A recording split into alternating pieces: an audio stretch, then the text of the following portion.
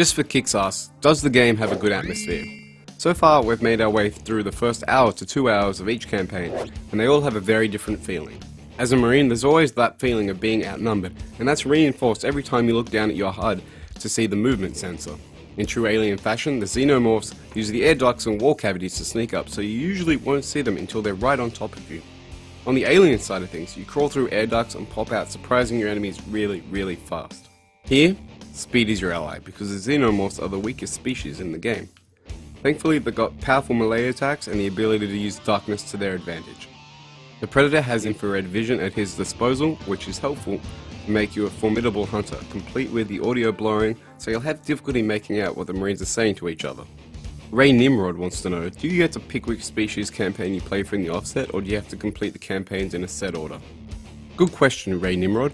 Yes, all 3 campaigns are available from the get-go under the single player menu. Spartan JN wants to know, do they put the same amount of effort into each campaign? We're only an hour or 2 into each campaign, but so far, they all feel equal. The story takes place from 3 perspectives, as the Weyland-Yutani Corporation is trying to access a pyramid that is made out to hold something of interest to the company. Each story unfolds slightly differently, but they all intertwine quite well. In one level, you'll have to realign an antenna dish as a Marine to restore communication, and as you're doing it, you'll notice some green Predator blood on the floor.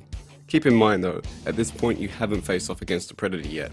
Now if you skip to the Predator campaign, you actually get to visit that same location and battle there, which explains why the Marine sees the green blood on the floor. As far as learning curves go, the Marines are by far the easiest race to pick up and play, and are the only species that don't have a comprehensive tutorial at the beginning of the game. But tutorials aside, they all feel fine and are on par with each other. Natural Joe asks, are you able to play the multiplayer? If so, how is the balance between each species? We had some hands-on time with the multiplayer portion of the game a few weeks ago at a preview session and was impressed by how balanced it felt. Obviously the Marines rely on their heavy weapons to win, while the aliens and Predator are more adept in melee combat. That's not to say the Marines are useless at close quarters combat, as they pack a powerful push attack which can momentarily stun your opponent while you raise your pulse rifle and blast away. We actually found that the Xenomorphs were the most satisfying class to play because it's a lot of fun running up walls and sneaking up behind a Marine or a Predator and clawing them to death. Finally, Bill Paxton emailed us to ask, game over man, game over. Well Bill, the game isn't even out yet, so how can it be game over? Plus, that's not even a question, so shut up.